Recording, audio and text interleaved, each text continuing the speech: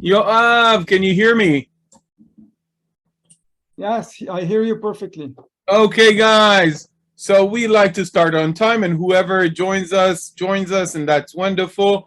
I'll start with a quick introduction of Yoav and maybe introduce a little bit the subject at hand, and then he'll take it from there, and we'll have a very interesting conversation of that, I'm sure. A little bit about Yoav. So Yoav Vaknin, soon to be Dr. Yoav Vaknin, has submitted his Ph.D.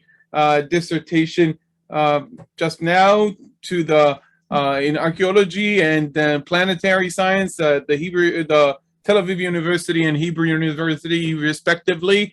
He has a very impressive academic background, even without that. Having done his undergraduate degree both in math as well as in Jewish studies and Bible studies.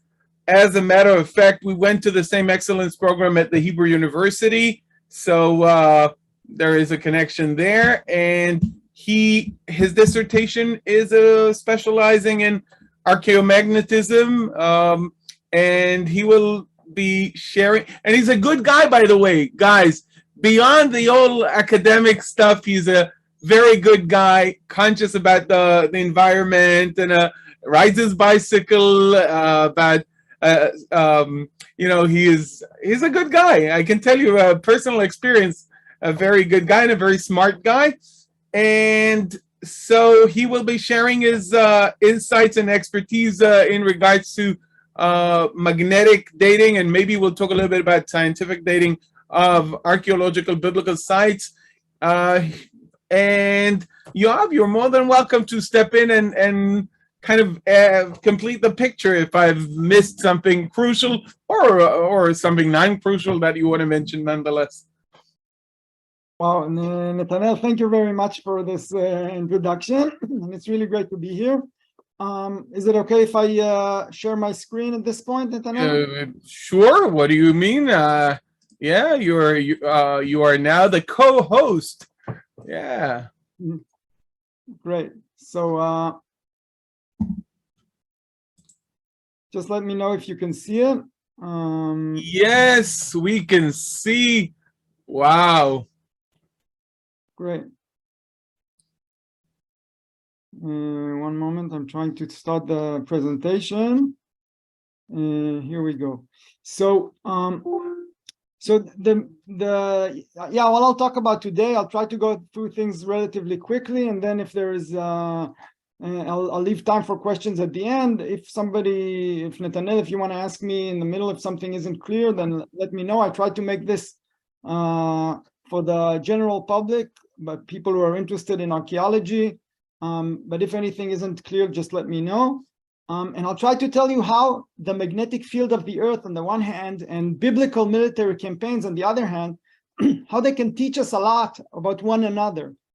So just for a brief background, I'm sorry for the bad news, but if there'll be no magnetic field on Earth, then there'll be no life on Earth. You can see Earth here, this little ball here, this is the planet Earth. And these lines are a simulation of the magnetic field of the Earth. And this magnetic field creates like a shield far out in space. And here you can see the sun on the left. So the dangerous radiation coming from the sun hits this shield that the magnetic Earth of Earth creates. And a lot of this dangerous radiation is reflected back into space. Some of it goes around the Earth and can penetrate, but only close to the North Pole and the South Pole. This is what creates the auroras. So once we don't have this magnetic field, the shield is gone, and it can be very dangerous and there'll be no life on Earth. To make things even worse, Mars used to have a magnetic field and doesn't anymore. So things like that. So a planet might have a magnetic field and it can be lost. And to make things even worse, since people started measuring the magnetic field of the Earth, it's been getting weaker and weaker all the time. Since people have directly measured it for it's less than 200 years since we've been measuring the magnetic field directly, it's becoming weaker and weaker, and some people say it might be disappearing. So if so, maybe we're in deep trouble. Now, the way the magnetic field behaves and why it changes over time and so on, Einstein said this is one of the top 5 questions in modern physics that we still don't know. And maybe some of you think, well, we came to the wrong Zoom meeting. What does this have to do with archaeology? So actually, it has a lot to do with archaeology. Don't worry, I'm going immediately back to archaeology and to biblical archaeology and biblical history. But what's interesting here, that it's not only that we use the magnetic field of the earth to learn about these biblical events, but also these biblical events help us to better understand the magnetic field of the earth, and this helps us, and this enables us to better understand the behavior of the magnetic field in the past. So I'm going back to the magnetic field and the biblical military campaigns. This is the brief outline of my talk. I'll give a very brief introduction to the method, what we do about the method of archaeomagnetism. I'll talk about some experimental archaeology we did, site formation, which is something very important in archaeology. I'm not sure everybody's aware of it, but understanding when we find some things in an archaeological excavation, trying to understand what happened there. It's kind of like the police work, yes, and you trying to understand what happened in the site where we're excavating. And then I'll get to the main course, which is the archaeomagnetic dating, some future potential, and of course some time for questions and comments at the end. So the magnetic field of the earth, it's a vector. I'm sure everybody heard of when you hold the compass of course points to the north, but most compasses we have can move only on the horizontal plane, so they show us only the angle to the magnetic north. But actually the magnetic field also has a vector up or down. In the northern hemisphere today it's down, so in Israel it's about 50 degrees down, and it points in general the magnetic field points to the north. But when I'm saying the north, the geographic north is the axis of the spinning of the earth, which is more or less constant, but the magnetic north changes, and it changes over time, and also in different places on earth it can be different. So we measure this vector by 2 angles. The declination is the angle from the geographic north to our vector. For example, what you see here is a negative declination because it's more to the west. It's not exactly pointing to the geographic north, it's slightly to the west. Today, by the way, in Israel it's on a positive declination, 5 degrees to the east. And the inclination is the angle from the horizon. Today in Israel, as I said, about 50 degrees down. So let me understand. Let me see if I understand. When I hold a compass, I tend to think of a circle, but as a matter of fact, it is a sphere. It's like a ball. And I should think of not just the pointing on a circle to the north, but pointing in a sphere towards the end of the lower part of the bowl or the higher part of the bowl, around what would be the north, but even not exactly the same axis of the sphere that we call Earth, planet Earth. And so basically it's like a ball, and it's pointing to somewhere around the north, but not exactly the north, and also upwards and downwards. Exactly, that's perfectly right. Any compass that you hold doesn't have the ability to show you the complete vector. It shows you only the horizontal vector. But in ships and stuff like that, they have more sophisticated compasses that that can show you also the inclination, the angle from the horizon. And another thing, sometimes this vector is stronger and weaker. The magnetic field can be stronger or weaker, and this is the intensity. In this graph, it's shown by the sizes of the arrows. So it changes also in different places on Earth. It's weaker or stronger. It changes also by and then as you go further north or south, it becomes stronger, and also it changes over time. And to make things even more difficult, there are local anomalies. So the magnetic field, there is some general idea of how it behaves globally, but then there are local anomalies that make it even different. So if we want to know how the magnetic field behaves over time, we need to understand it in different places on Earth. You can't just measure it in one place. and know how it behaves in many other places. So how do we know how it behaved in the past or in the present? In the present, we have, of course, satellites which measure the magnetic field without any disturbance because they're far away from Earth. So this is the perfect information. Then we had intensity measurements starting almost 190 years ago, and the direction measurements, especially we have British ships that would sail around the Earth, and they would record the declination and inclination and measure it and record it in their logbook. So we have information for like 400 years about this. But if you think about this in geological times, it's practically a very short time in geology. So if you want to know what happened before that, you need to go to paleo-magnetism. Paleo-magnetism is the field where we reconstruct the magnetic field from materials that recorded it in the past. The best example, maybe the most famous example, is a lava flow. When it cools down, becomes basalt rocks, then it records the magnetic field of the time. And there are many other geological materials, but what many people aren't aware of is archaeomagnetism, which is what I'll focus today, is the field where we use archaeological materials that recorded the magnetic field. And these materials are much better than geological materials in the periods where they're relevant, where we have these materials, because of the dating. So the dating, even though sometimes we have arguments in archaeology, 50 years earlier or 100 years later and so on, it's still much better resolution than what we have in geology usually. So let me see that I understand kind of, where we are at.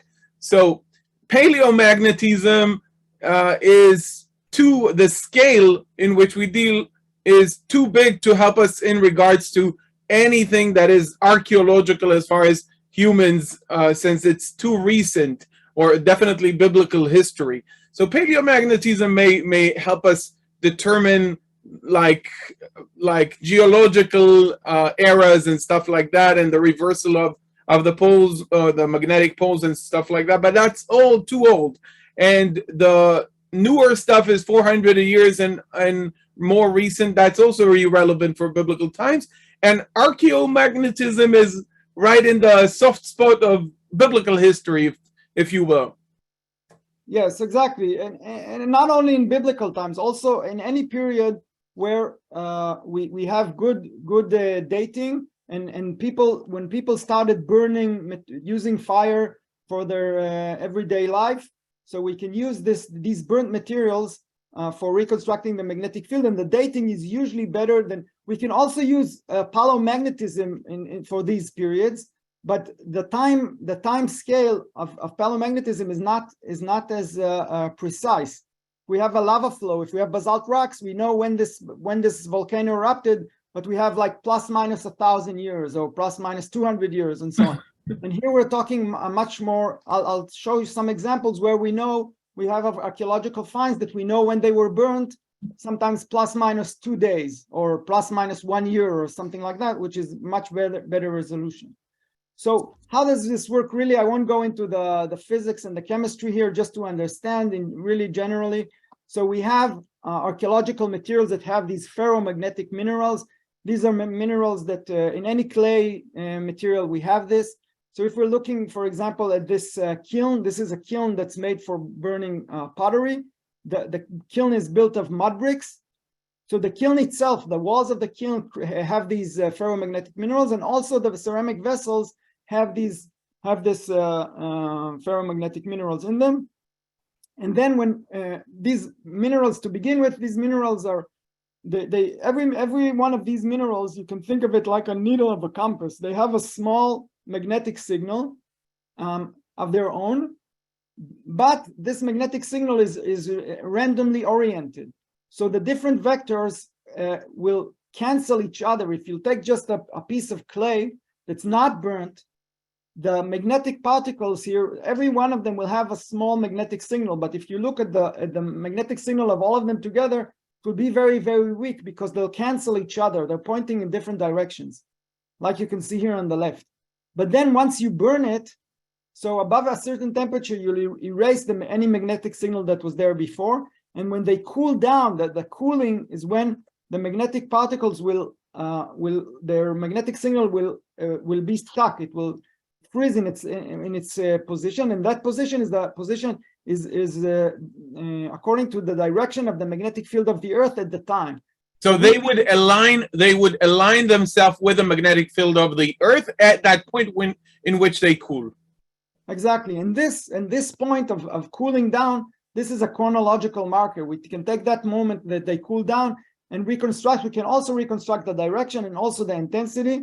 But in order to reconstruct the direction, we need to find them and sample them in the orientation in which they cool down, because we need the orientation in which they cooled. We sample, let's say, the furnace walls. We measure their orientation today. Then we take it to the lab. We measure the magnetic signal, and we can correct this magnetic direction to their orientation, and we know what was the direction of the field when they cooled down.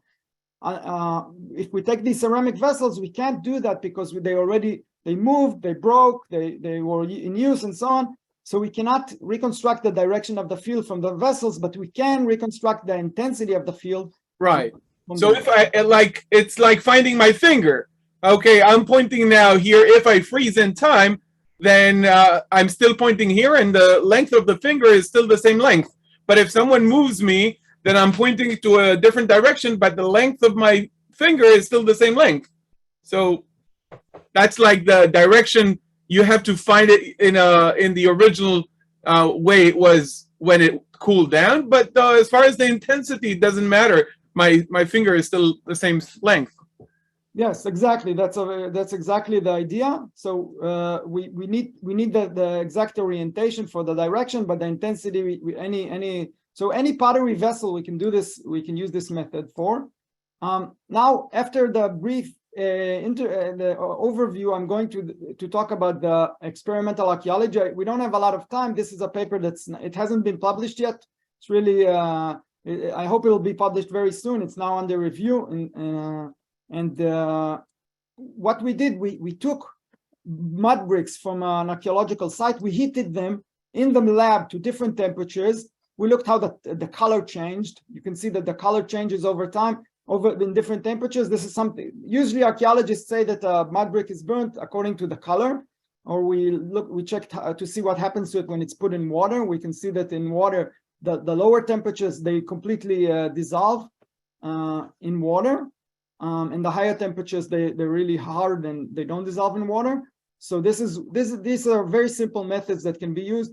But what we did, we heated them and we magnetized them in the lab, and then we demagnetized them. I won't go into details here, but what we could show is that it's very clear that the magnetization and the demagnetization shows a very clear between the material that's not heated and then the material that is heated. And when it's heated, then we demagnetize it more or less in the same temperature in which it was magnetized to begin with. So this enables us to say if something was burnt or not burnt, and to say exactly to what temperature. Here you can see on the x-axis is the temperature in which we magnetized it in the lab, and in the y-axis is the calculated temperature that we reconstructed. And you can see that we're sometimes off like 30 degrees Celsius and so on, but this is a very good estimation of the heating temperature. So now we have a method that can tell us A, if something was burnt, and B, to what temperature it was burnt. And this is very, very unique. There are other methods that can do this, but only from 500 degrees Celsius and higher. And here we can do it from very low temperatures. So this is really unique to understand. This is what we call site formation. When we come to a site, we can say if a brick was burnt and to what temperature it was burnt. And burnt mud bricks, it's correct for any ceramics, but for us, for the burnt mud bricks, it's very important because here we're talking about biblical destruction layers where the cities were burnt and the cities were made of mud bricks. If you know, in most biblical sites, the main building material was sun-dried mud bricks. And if you find burnt mud bricks, they were actually burned during a destruction. So to move on to the next topic, which is site formation, I showed how we figured out the site formation by experimental archaeology, doing it ourselves in the lab. And then we moved to site formation and understanding about destructions with these tools. This is a paper that was published about 3 years ago almost, about the destruction of Jerusalem by the Babylonians, the first temple period destruction, the 586. Tisha B'Av, this is what I said, when we can tell almost to the day. So 4 weeks from now, guys. Exactly. Yeah, of course, I think that also in the Bible you can even see this, that the exact day of that Jerusalem was destroyed is not clear. I think that the Babylonians were very systematic in the way they destroyed the city, and there's no way they could do this in one day. So I don't know exactly the building that I'm talking about in what day it was burnt, but it's sometime in surely in August, Av, the month of Av, 586. So what we did here, you see, this is the Temple Mount here, and here down here marked in red, this is a archaeological site called the Givati parking lot. And here there are, it's a very interesting excavation with many periods. And down below, the lowest period they reached here is the 586 BCE destruction layer. They called me, this was in 2018, they called me and told me they found there's this very interesting surface. You see, it was broken into a few pieces, but you can see that originally this was all one big surface, and it was made of two distinct layers. The bottom layer with some stones, broken stones, and some material to keep it together, kind of cement. And then the top surface was made of very fine-grained material with chunks of calcite. Yes, something to make it look nice. You can imagine it was perfectly flat on the top, and they probably polished this to make it. It's what today people call terrazzo floor, yeah, when it's like a very nice surface. So this was broken, and they said maybe it was burnt. We couldn't tell if it was burnt or not because we never found something like this in such an early period, and we didn't know how it looked to begin with. So just by looking at it or touching it, we couldn't tell if it was burnt or not. But since there were signs of fire around it, we assumed that maybe it was burnt. So we took a few samples to the lab, and then they went on excavating down in this structure. You can see on the right here, this is more than, you see only part of it. It still goes even higher. There are more than 2.5 meters here of destruction debris. See, this is the floor of the bottom story of this building where these stones are. And this is just full of debris, material that fell down. There are stones here. There are pieces of, you can see here with marked in green, this is charcoal.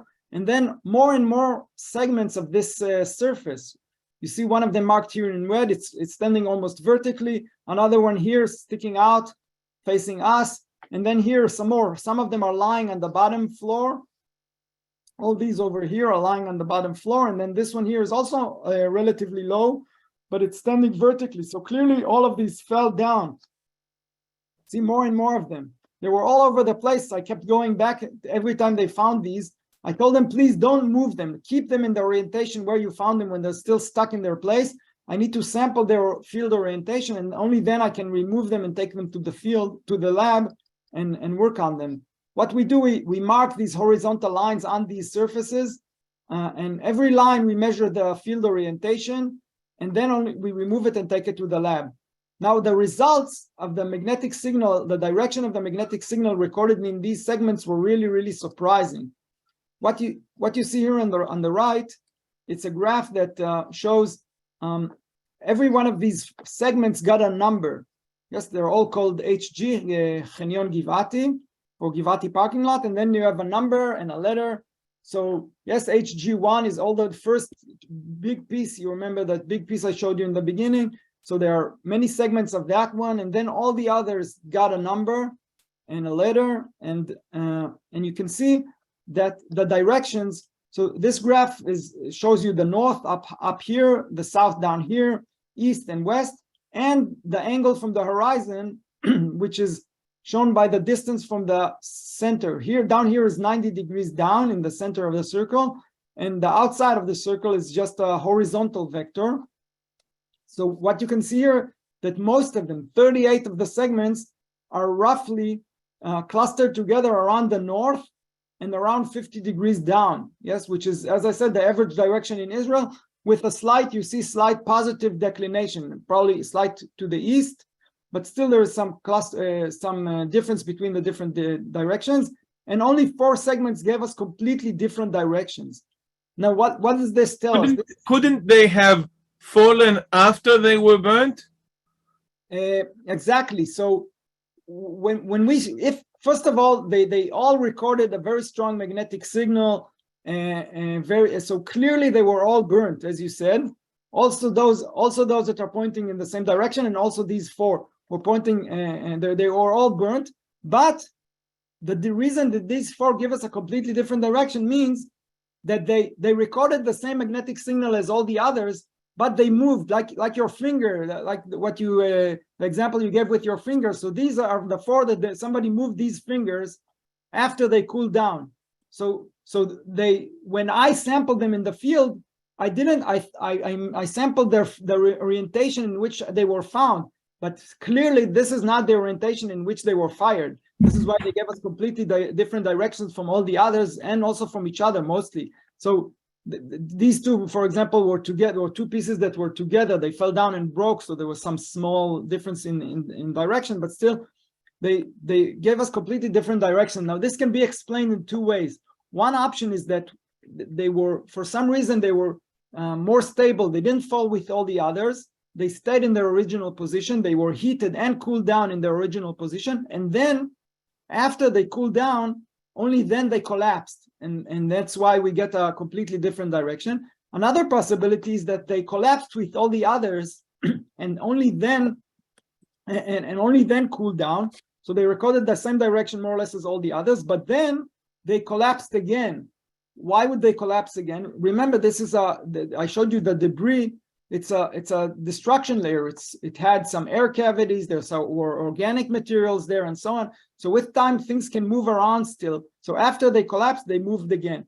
Now all these 38 segments, they all collapsed when they were still hot and cooled down only after. And this is why they're all pointing to the north and down. But you see, still there is a big difference between the different directions. Why is that?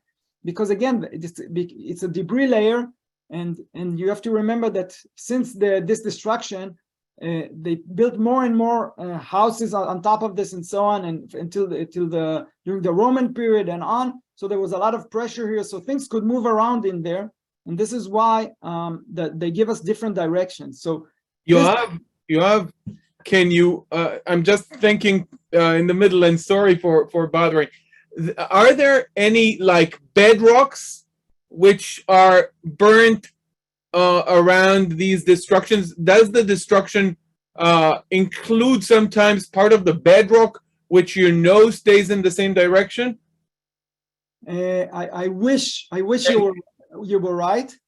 The thing is that in Israel in general and in Jerusalem, the main bedrock is right, segmentary rock. It's limestone. Right. The limestone doesn't have these ferromagnetic minerals. It's not ferromagnetic. Okay, but if it were to be, let's say, in the Golan Heights, maybe. Yeah, well, in the Golan Heights we have another problem, because the rocks are so magnetic there to begin with that they create a magnetic problem. Let's not go into that. But if we had, I was really trying to find things that were burnt and stayed in their original position. Maybe in the bottom story, I tried to sample the floor of the bottom story, which was made of, but the temperatures, they were very low, and I didn't find anything that was fired to high enough temperatures. They did some of that, yes. We're now exactly working on another paper showing the different temperatures. So yes, some of the bottom story was heated, but it was heated like to 100, 200 degrees Celsius, which is okay, but we couldn't reconstruct exactly the direction or the intensity of the field from that. But what I showed you now enabled us to reconstruct the what happened here. So you asked about the bedrock. This is the bedrock here. You see these are big steps that were carved into the bedrock. This is a very steep slope. Yes, we're talking here the western slope of the City of David Ridge, and this is sloping very steeply from east here on the right to west, and And what we understand is that actually this very fancy structure that we were working on, people entered it directly into the second story. And this is why in the second story was so fancy. They had this monumental floor. So all these segments were actually the floor of the second story. And these were built on huge wooden beams that were also found during the excavation. They were found, of course, charred because of the fire. And what we understand is that when this fire was going on, these beams, everything was heated up, including the monumental floor. But at some point, these beams failed, and all the fancy second story collapsed into the bottom story with these, with the floor and everything, and ivory objects and all other luxurious objects that were found here. And this is why the monumental floor, most of the segments of the floor cooled down only after they collapsed. And this is why we could get the direction of the field, even though they were scattered all over the place in all kinds of elevations and orientations, we still get the direction of the field. This is very interesting. Just to mention, this is what in the city, in the Book of Kings, it's mentioned that the Nebuzaradan, the high-ranking officer in Nebuchadnezzar's army, came to Jerusalem, and he burned the temple, and he burned all the palace and all the important, it says the Kol Beit Gadol, yes, all the houses of the rich people, of the important people, the elite of Jerusalem. So this is one of those elite structures of Jerusalem that was destroyed by the Babylonians.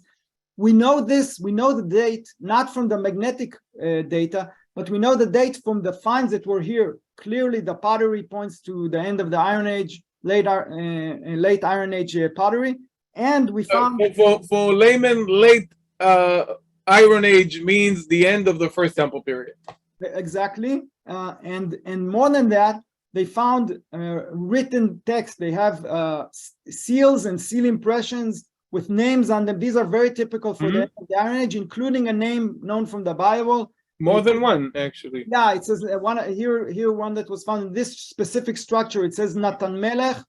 Yes. Natan Melech, Eved HaMelech. Natan Melech, the slave of the king. Of course, slave means a high-ranking official.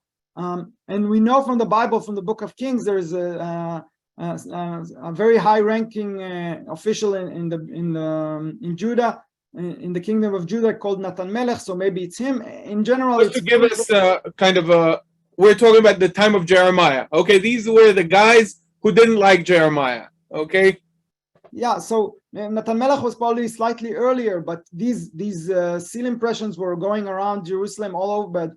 But the very clear destruction by fire of Jerusalem with all the pottery and all these finds, all this is very clear, points to the destruction of 586. We don't know of any other destruction of Jerusalem in all this period, so it's very clear and very well known that this is the 586 destruction layer. We didn't date this destruction with the magnetic data, but vice versa.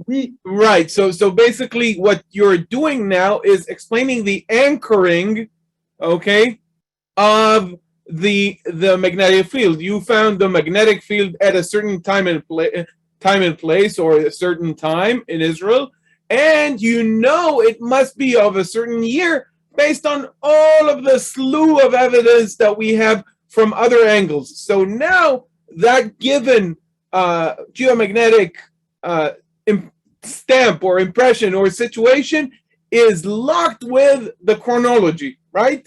Exactly. So we have the history and the archaeology combined here with the here we have what the main thing that we got from this research, besides the anchor, is the site formation, because we could show that the magnetic signal was recorded in this floor during the destruction. Otherwise somebody could say, well, maybe this floor was they used fire when they made this floor, and the magnetic signal was locked when this structure was built, maybe 200 years before the destruction.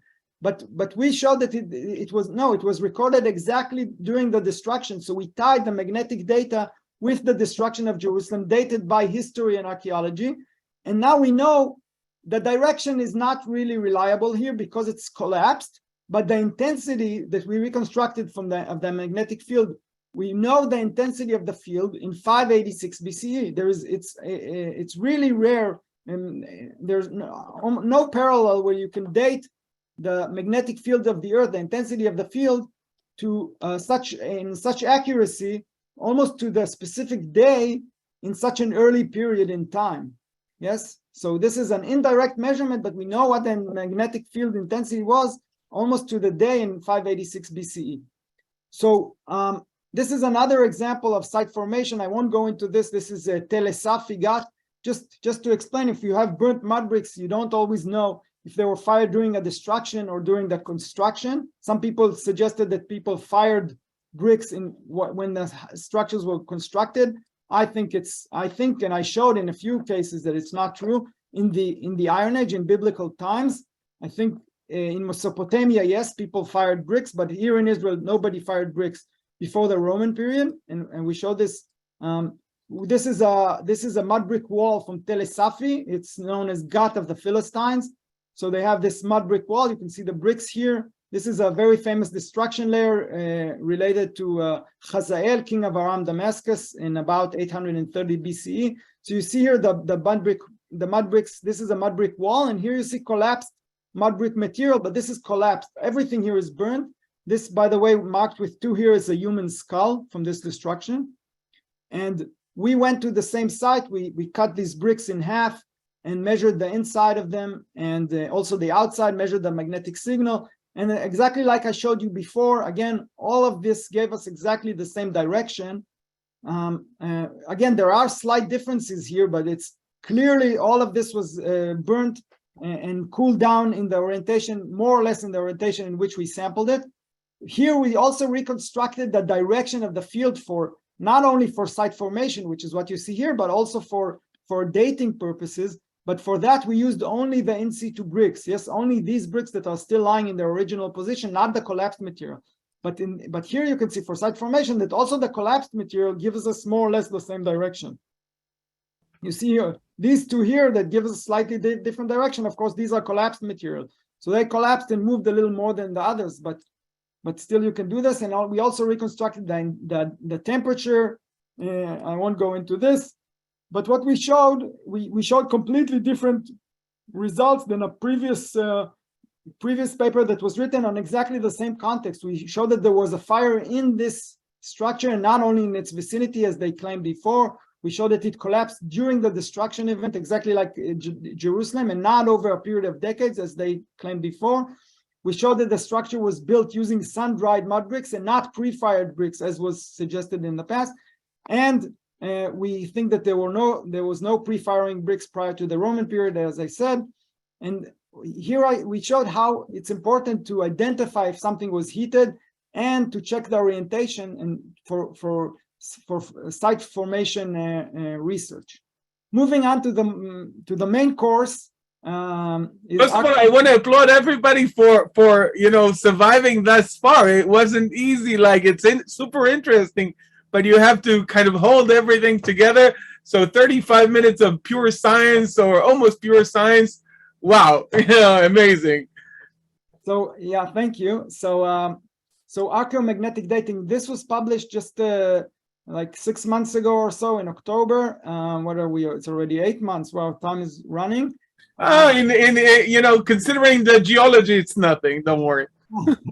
So, this was published in the Proceedings of the National Academy of Science of the United States, and this is a paper that I led with my Ph.D. instructors, and you can see here many archaeologists in Israel and worldwide, some archaeologists from the United States and other countries, because we took many archaeological sites and reconstructed the magnetic signal, like what I showed you in Jerusalem and Tel Aviv. We did the same work in many other sites, and then we could compare the different sites and use this for archaeomagnetic dating. So some of the leading names, guys, Amichai Mazar, Yosef Garfinkel, Sarganor, these are like the I don't want to not mention others, but these are leading names. Yes, and also some of them come from different approaches to biblical archaeology. You probably heard of the big arguments in biblical archaeology, and the high chronology and low chronology and so on. So some of these are from one group and some are from the other approach, and still they all agreed on this new method for new dating method. So what's the Iron Age chronology debate? The main problem is we know about these military campaigns, the Egyptian, Aramean, Assyrian, and Babylonian military campaigns, and also other military events. And we know about them from biblical history. We know about them from other sources as well, other historical sources. And indeed, we find many destruction layers. These destruction layers are the skeleton for the entire chronology of the Iron Age, of the biblical period. But the problem is we don't always know. It's even often very hard to tell if a certain destruction layer was destroyed during this campaign or that campaign. It's very difficult to tell, and this is why the chronology is we don't always know. And some people say, well, it has to be earlier or later. The absolute chronology, sometimes it gets to 50 or even 100 years difference, moving the chronology up or down, and this changes all the interpretation of the biblical history, and a lot of the arguments of the historicity of the biblical text have to do with this chronology debate. Yeah, just let me kind of for a second rephrase that, guys. If a certain layer we date it as the 10th century or the 9th century, you understand that it affects all of the layers that are in, follow it, okay? Because if a certain layer is 9th, something that is below it, okay, is earlier. If it's a 10th, then it's earlier, and so forth and so on. So this debate affects the whole chronology, not just a single layer. Exactly, and exactly the 10th and 9th century, that's the biggest, one of the biggest arguments, because if it's 10th century, especially, it can be related to the United Monarchy and David and Solomon and so on. But if it's 9th century, then it's already later than their time. Like in the north, they would date it. It would be related to Ahab or Omri, yes, to the kingdom of Israel, not to the United Monarchy. So this is the chronology here is very debated, and to make things even worse, once we go into the 9th century, from 800 BCE and on till 400 BCE, this is even after the destruction of Jerusalem, all this period is what we call the Hallstatt Plateau. I won't go into this, but just to give you a general idea, when we use radiocarbon for dating, then we have to calibrate the result. And the calibration curve is very problematic during this period. It's flat. We have a plateau in the calibration curve. So in general, it can give you a plus minus 200 years, the radiocarbon. So the truth is that archaeologists, when they know that they're in this period because of the pottery gives you a date. It doesn't give you an absolute date, but it gives you a relative date. But today, with all the arguments, still we know more or less that we're where we are, what's the date. So archaeologists don't even bother using radiocarbon because it's very expensive. So if they know that they're after 800 BCE, they're in the later part of the Iron Age and so on, they won't send it even to be dated, because the pottery gives them, they know already from the pottery more or less where they are, and the radiocarbon it doesn't enable high resolution dating. So there's this. By the way, you didn't want to go into it, and you did get a little bit into it. I want to tell you that someone told me that they want to ask you exactly about that. So you answered it already, right? Right. So this is the two papers that were published in 2011, and this is still the situation today. There are two groups that are arguing about the chronology, and this is still the situation today.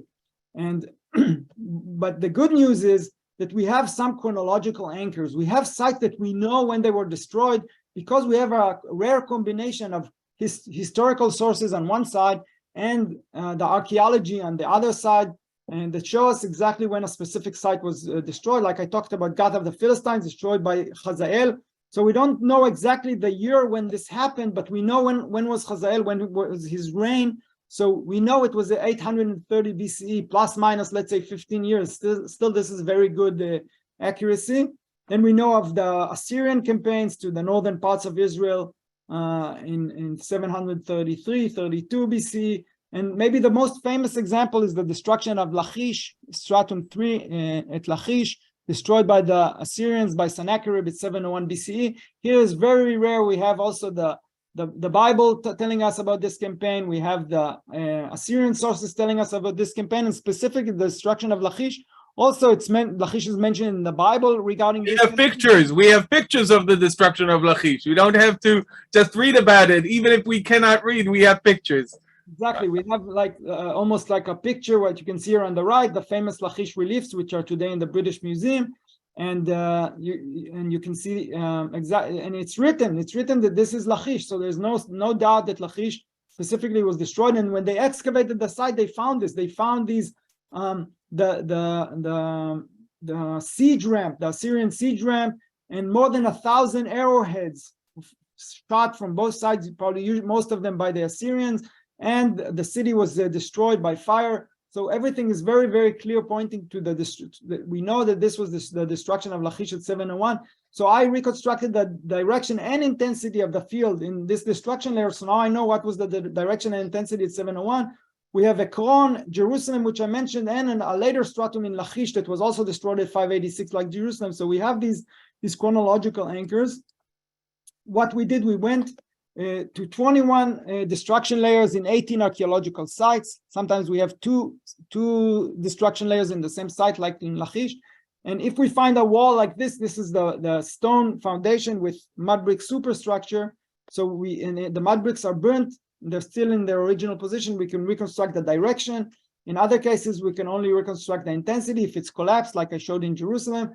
And then we have the direction and or the intensity during that destruction event, and we can compare all of these. This is what you see here on the left. These are the results.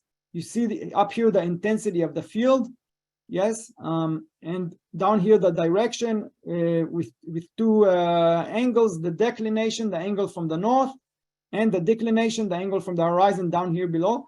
And in general, you can see a very good agreement that sites, in most cases, when we thought that certain sites were destroyed during a military campaign, we have the anchors that are marked here in bold, but other sites that we also thought according to radiocarbon, if it's before 800 BCE, or if it's by the historical sources or the archaeology, which is similar and so on, we thought it was related to a certain military campaign. Usually we got a good agreement.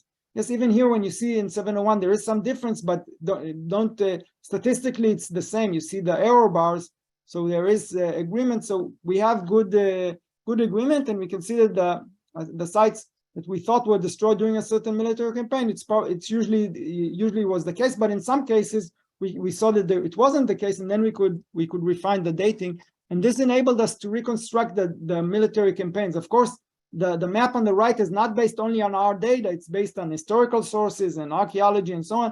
But in some cases, we could refine this and say, well, this site was destroyed during this campaign, and this site was destroyed during a different campaign, according to the difference in the magnetic field.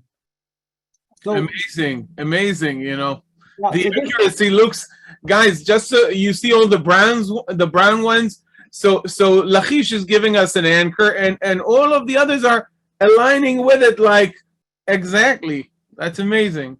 Yeah, so I could talk just about this slide for hours. There is I know. Listen, I'm starting to lose it now. I'm just kidding. So I'll just give one example for the implication of this method. So this is stratum S1A in Tel Bet Shean. This was excavated by Amichai Mazar, Professor Amichai Mazar, and just so you understand, Tel Bet Shean has how many layers? Like, yeah, it goes on from very early periods, from the Bronze Age and even earlier, all the way to the Roman period. You can see down here in this photo, you can see the Roman period and the Hellenistic period and so on. But I'm focused on the Iron Age. So here you can see here, this is the stone foundation here, the rocks, and on them is the mud brick superstructure. This person is standing next to a mud brick wall, and this wall was fired to a very high temperature, and this is why this wall is well preserved until today. Even though this was excavated in the 90s, the wall is still there. And there were four of these structures, monumental structures that were found there, all destroyed by fire.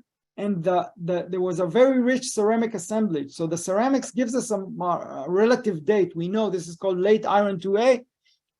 we know in general that the pottery. The problem is that this is exactly the pottery that's very debated. When you see this pottery, so if you support the low chronology, you'll say this is 9th century or even late 9th century.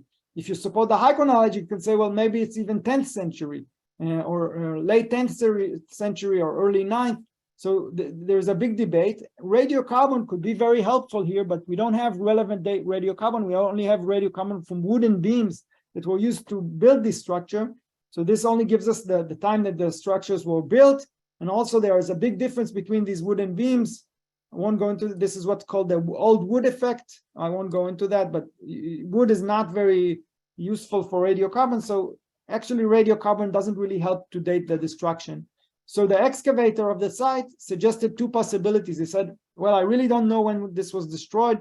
Maybe it's late 10th century or early 9th century. And at some point he suggested that it was destroyed by Shoshank, the first biblical Shishak, the Egyptian pharaoh. 924, 925, right? Yeah, so this is if you go by biblical chronology, it's about 925. Some people say, well, it has to be earlier or later. It is debated, but let's say this is late 10th century. If it's Shishak, and that's one possibility, or he suggested it might be late 9th century, and then he attributed to Hazael, king of Aram Damascus. Now, in Tel Beit Shean, he didn't have radiocarbon, so it was very problematic, but he excavated after Beit Shean, the same Amichai Mazar, with Nava Panitz Cohen, they excavated Tel Rehov, which is just 5 kilometers away. And there they found two distinct layers, both with exactly the same pottery as Beit Shean and each other. And the earlier one is Rehov 5, which was the earlier, giving dates in the late 10th or early 9th century. Here they found a very famous apiary. Or Rehov 4, the later destruction, the complete destruction of Tel Rehov, the stratum 4 at Tel Rehov. Remember that, the numbers are like the lower the number, the later it is. Exactly. Yeah, it's very confusing when you. Right, it's confusing. Exactly. So Rehov 4 is the later stratum that was attributed to Hazael, king of Aram Damascus, the destruction of this stratum, and Rehov 5 was earlier. So he suggested these two options, and actually when he published the final report of Tel Rehov, he went back and said, well, remember I excavated Beit Shean? I still don't know because it's the same pottery. But if you ask me, I think, if you ask him, Amichai Mazar, he says he thinks more that the possibility that it's Hazael, king of Aram Damascus, is more. He thinks it's more likely. But later on, I came with the magnetic results, and I said, listen, if you look at the direction here, you see the declination and inclination of the different sites. And the same data here projected on equal area.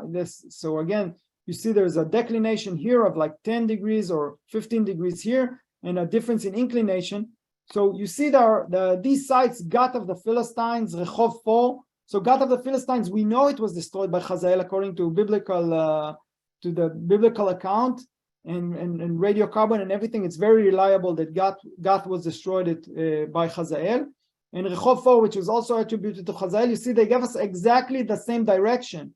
Perfect agreement of the direction. And another site called Churvat Tevet, also attributed to Hazael, and all give us exactly the same direction. And Beit Shean gives a different direction. So this supports the possibility that Beit Shean was not destroyed along with these other sites by Hazael, but at a different time. Then when just a second. And the early, the Beit Shean, okay, so Beit Shean corresponds to Rehov 5 beautifully. Yeah, so why I didn't show Rehov 5 on this graph. Okay. Rehov 5 was excavated. When Rehov 5 was excavated, it's the apiary there. I couldn't find any material that's still in situ. It was removed, and I couldn't sample anything in situ in its origin where it was cooled down. As I explained it, to get the direction is much more difficult. I need to find it exactly in its original position. So, but wasn't there a difference of intensity as well? Exactly. So for direction, I can't compare Beit Shean with other sites. Oh, this is just direction results. Okay. Exactly. Here are the directions. I should read the title first before I speak, right? So that direction, we have a problem. We can't compare Beit Shean, but all we can say from the directions is that it seems that there is a difference between Beit Shean and all these sites that were attributed to Hazael, and all those that were attributed to Hazael gave us exactly the same direction. When we move to intensity, again, we see all these sites. There's a perfect agreement between the sites attributed to Hazael, including another site I didn't mention before, Tel Zait, here against level 13 at Tel Zait, where we have only intensity. You see again exactly the same direct intensity. Ignore. I mean, it seems as if there's a slight difference here, but look, the arrow bars here are completely. I mean, statistically, it's exactly the same result. But Beit Shean is a much weaker intensity of the field, and it agrees perfectly with Rehov 5. You see, the two symbols are exactly one on top of the other. And in Chovat Tevet, I mentioned Chovat Tevet 5, which is attributed to Hazael, and also in Chovat Tevet, there's an earlier stratum called the Tevet 7. So I cannot help it. Yoav, listen. Does the Rehov 5 and Beit Shean correspond with like the Megiddo, like the does it help? No, the destruction is, you need to have destruction. So we'll get to that. I mean, all the big argument of the it's work in progress actually. But what you can see here, we built this is a Bayesian model. It's a statistical model, and that reconstruct the intensity of the field.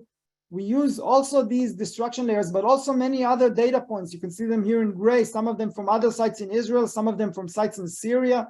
So the magnetic field is more or less the same in all this region. So you can see it's going up and down the magnetic field with an error bar, of course. It can be anywhere in this.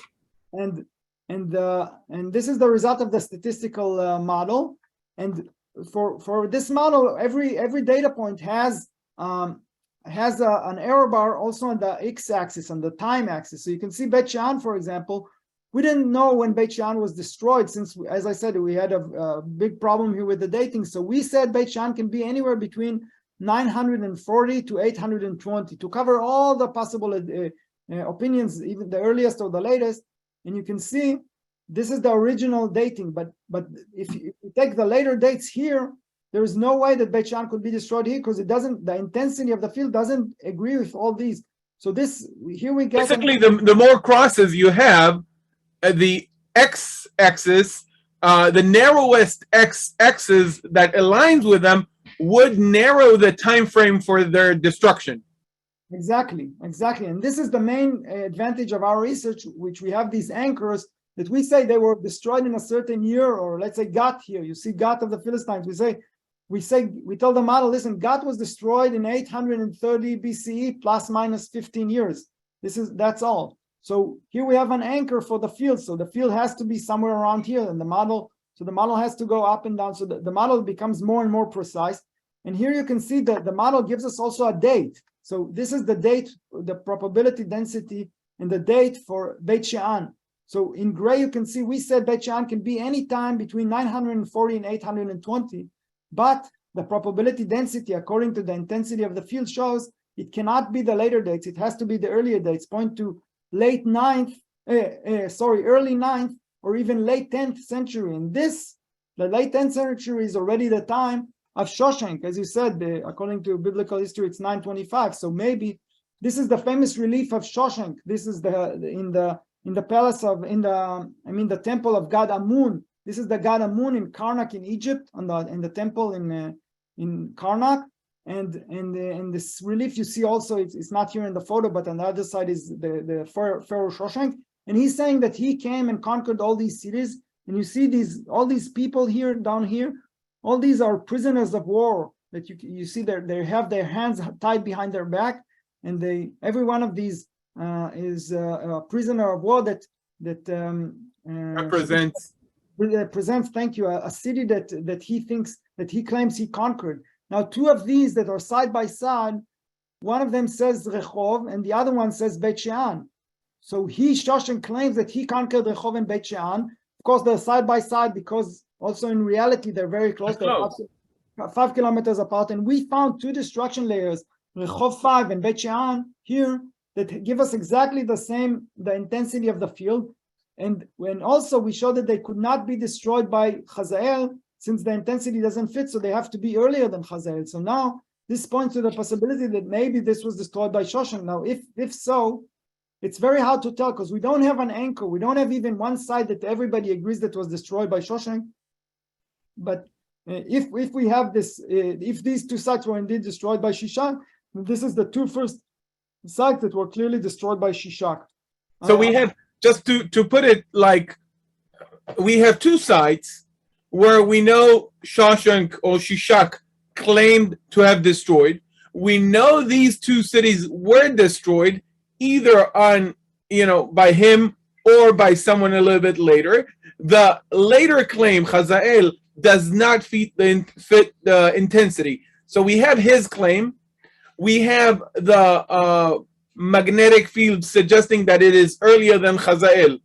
And because it's like, we are limited by academic cautious, we're not saying this is it. But if we are kind of putting a little bit of our academic caution aside, we can say this is it.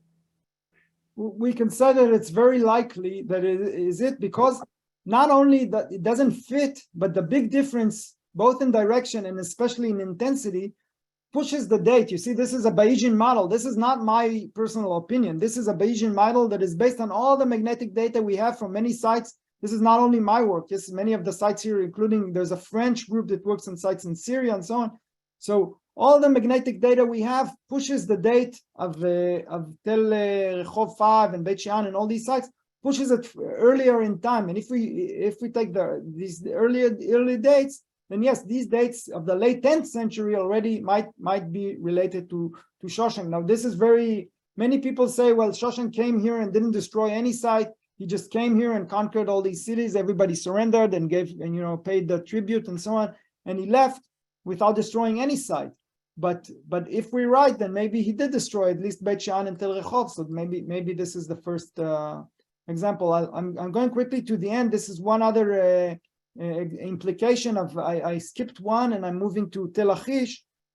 This is the destruction of Lachish at 701. You see, this is an artistic depiction, but always people thought that Lachish had two walls, and in 701 the city was protected by two walls. One wall which is in the middle of the slope, and another wall up on top. And here you can see another depiction by Usishkin, who excavated the site. Here you see the top wall on the top of the slope, and then the mid-slope wall down here, or the outer revetment wall. But recently they started a big argument about the date of this wall, since Yossi Garfinkel with the Hebrew University claimed that this wall was actually built in the Middle Bronze Age, like 1,000 years earlier, and then it couldn't be surely it couldn't be built in the Iron Age, and probably was not in use for so long. So, and then Sishkin, of course, didn't agree and so on. So there's a huge debate about the dating of this wall. But the wall was mainly built of stone, but it had also some sub-segments of it that were with mud brick. And in the southwestern corner of the site, there is a mud brick tower that was part of this wall. And this is where the Assyrians attacked the city. This is where the siege ramp was found and so on. Here you can see again the tower marked here number 2. This is where I sampled the mud brick tower, and this was covered. This is the Assyrian siege ramp was built here and eventually covered the tower. Here you can see again, this is the excavations of Usishkin here, and this is the Assyrian siege ramp that was built and covered all the way here. They made a cut into the Assyrian siege ramp to learn about it, and this is the line of the wall. And this is the mud brick tower that was incorporated into it. And this this tower was built of mud bricks. And again, we sampled them and we showed. This is how we sampled them, and we showed that again they were fired in their position in the wall, contradicting an opinion that said that they were originally fired in a kiln. And what's interesting here is the intensity of the field. So here you can see in blue is the intensity of the field recording in these bricks, and here you can see the field, the intensity of the field today, and the intensity of the field in the Middle Bronze Age, where the wall was supposed to be built according to Garfinkel. see, it's like more than twice as strong. There's like 100%. So it is highly unlikely to be from the Middle Bronze. Right. So this shows that it has to be from the Iron Age, because in the Iron Age was the strongest magnetic field probably ever recorded on Earth, and certainly here with a few spikes. Now, it could be, according to the magnetic data, it could be here with this spike or this spike or this spike. But if we put it together with the archaeological data and the historical data, we think it's 701. It fits the data that we have from 701 from the gate area, where it clearly was destroyed by Sennacherib at 701. So there's a great agreement there with the intensity. So we think it was destroyed by them at 701. Won't go into this. And we suggested in a paper, again, this hasn't been published yet. It's really news, breaking news. So we think there are two options: who burned this wall and why. Breaking news just from 2,700 years ago. Yeah. So one possibility, of course, is that the people defending the city created a big fire beneath the wall because they wanted to attack the Assyrians. This is, you can see here in the depiction, you see all these are torches that were thrown from above to try to set the Assyrian siege machines on fire. See here, there's a soldier sitting in the siege machine and he's pouring water on the torches, right? Trying to turn off the fire so that the siege machine won't go on fire. But and maybe they succeeded to light a strong enough fire to burn these bricks that were part of the wall. But I personally think this is less likely, because if there was such an intense fire down below here, this fire could influence the soldiers that were up here protecting the city. So maybe what I think is more likely is that the Assyrians brought a lot of fuel and created a big fire here intentionally in order to create smoke and even flames that would bother the people standing up here, or even to cause the building to collapse, because oftentimes it helps to collapse building by making digging underneath and hewing, or digging underneath and setting a fire, and then the whole thing collapses, right? But here the wall didn't collapse. So what we think is not, they didn't dig underneath and set the fire beneath. Like, you're right, there are historical sources and we know about that method. But here, I think they just set the fire to create a lot of smoke and flames that would prevent these people from actually protecting themselves while the Assyrians were building their siege ramp, and maybe to destroy. You see, the wall itself was made of mud brick, and it wouldn't be really harmed from the flames. Maybe even the mud bricks became harder from the flames. But on top of they had like balconies here with you see these protection. This was probably archers. They right.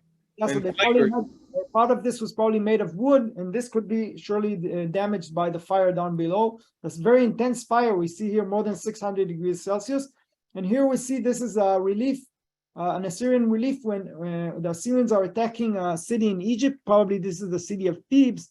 So you see they're attacking the city, and this soldier here is holding, you see he's holding something to protect himself from things that could be thrown from on top, and he's holding a torch and he's lighting the city gate on fire. So maybe this is what happened here. And we have also the biblical parallel of Abimelech. Right. He puts he tells his men, do as I do, put all this fuel, these branches underneath it, and burn down the tower. And he does it one time, and then he wants to do it again. And then in the second time he tries to do this, a woman kills him, throws something at him from on top and kills him. So maybe this is who set the fire. It's not, again, we have to be careful here. Don't know who set the fire, but clearly these bricks were fired. Clearly it was in situ, and clearly it happened during the Iron Age, probably in 701, because again, this is exactly where they found all these mud bricks, all these the arrowheads and so on. Many of them were found exactly there. Some of them were even stuck in this wall. So it's clearly destroyed in 701 BCE, and this is why we think it. Right. So we have been persuaded. Now we're looking at the future potential. What can that mean for the settling of dating chronology of biblical sites? Yeah, so I'll really go briefly. We already passed the. Right.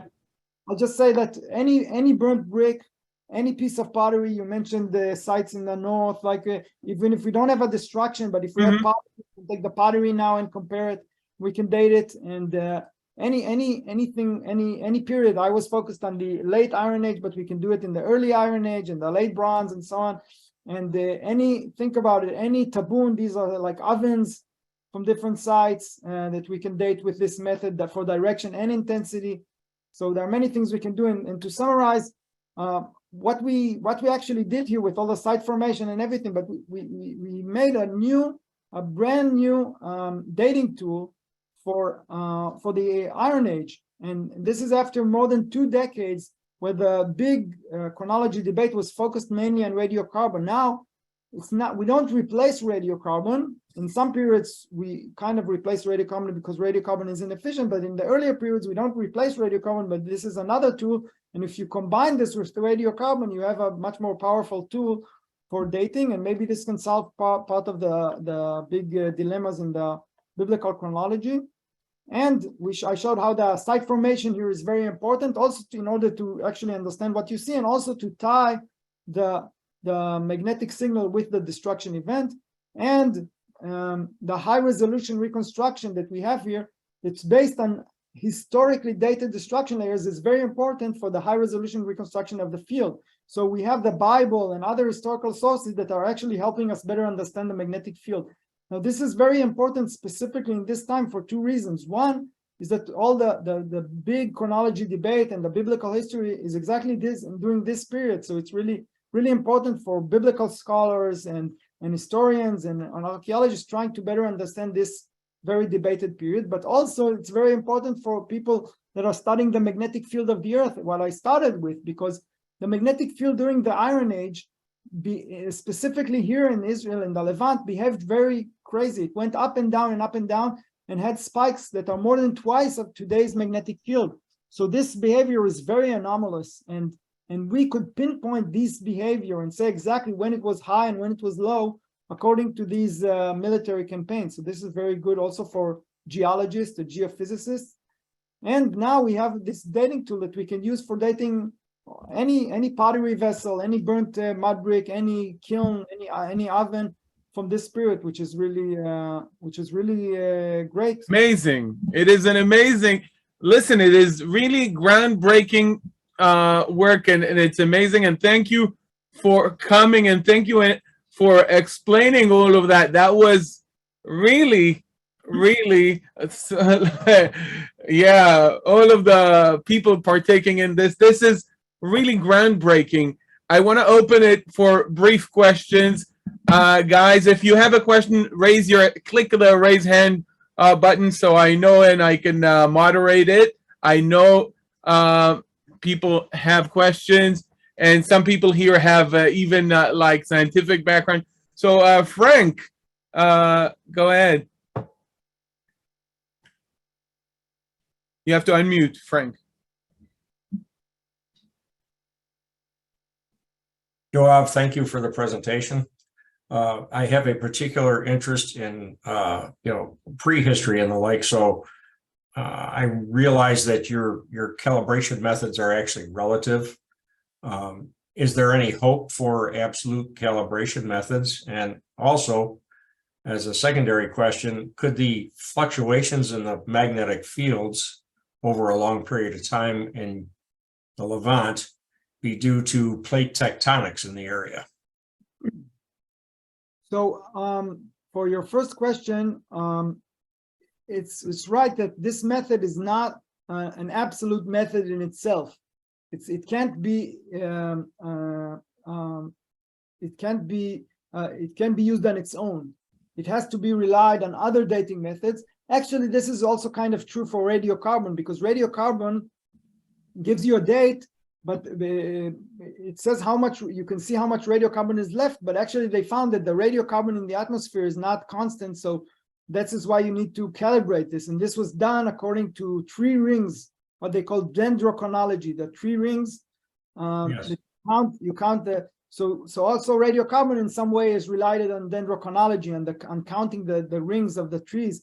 So all these methods are actually interconnected, and combining the different methods is what gives you the best results. So you're right. If we want to date something with this method, we first need very well dated materials from other methods, and then we can use this to date other sites that are less well dated. Here we give a great example where we have the historical dates that can be used. But for earlier periods, let's say what you said, like you're interested in prehistory, so you can take a site that was very well dated with, let's say, radiocarbon, and then you can reconstruct the magnetic signal from this site.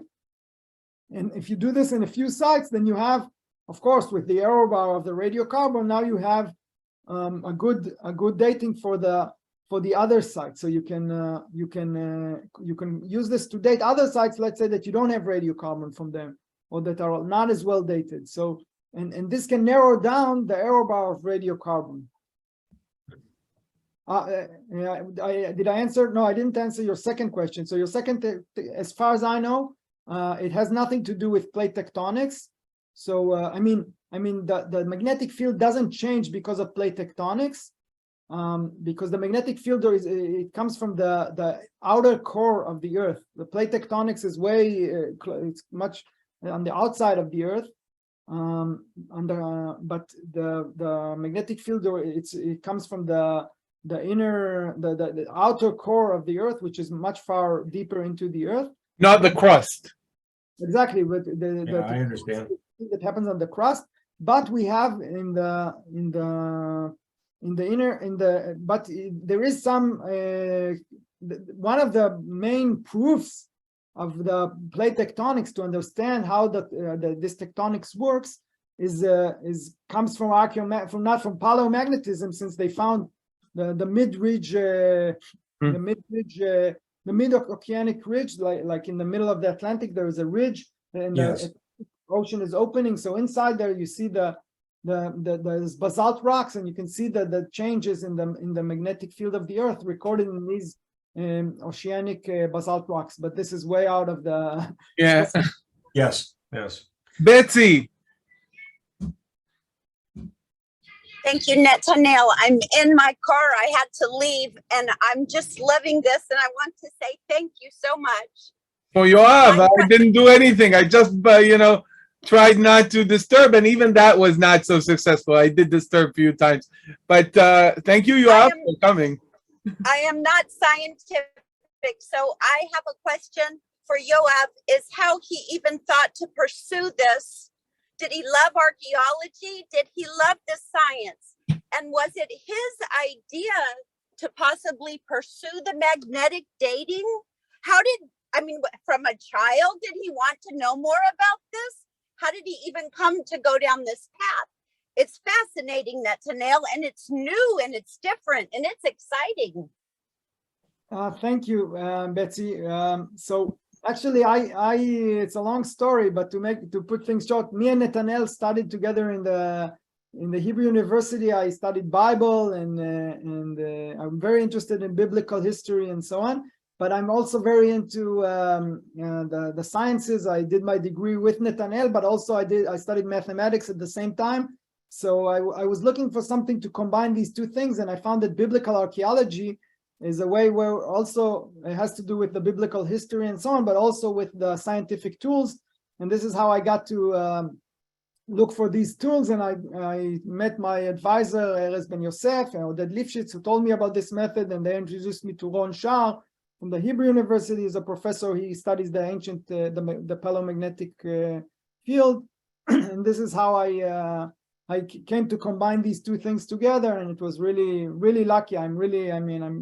I feel like I found exactly as you said. I am also really excited and interested in this, and I was really lucky to get into this field. It is just a beautiful, beautiful thing. I love it so very much, and thank you for sharing with us so much. Wonderful. Yeah, thank you. Thank you, really, for coming, and we took a lot of your time, so thank you for making the time. And you always have fans here. If you want to come again and tell us some more groundbreaking news from 27, 29, 2800 years ago, we are all ears. And thank you very much, Yoav. Guys, next week it's a fast day, so I don't think we'll have a meeting, but maybe in 2 weeks. Thank you, Yoav. If there are any more questions, you can send them to me. I will send them to Yoav if he has the time to answer them and address them. He will. If not, we got a lot of his time as it is. Thank you so much for coming, Yoav. Yeah, thank you, Netanel, for inviting me. I'm sorry, I see now that there are many questions in the chat. No, not so much. Some of them I answers. Oh, Susanna, do you want to? Okay, do you want to ask it again, or I think he addressed it a little bit. Do you want to? Yeah, I've always had a difficulty placing any kind of faith in radiocarbon dating, because it makes the assumption that carbon, what's the word for it? I'm old and I forget words. It decays at a constant rate throughout history, and you did address that, and I appreciate that.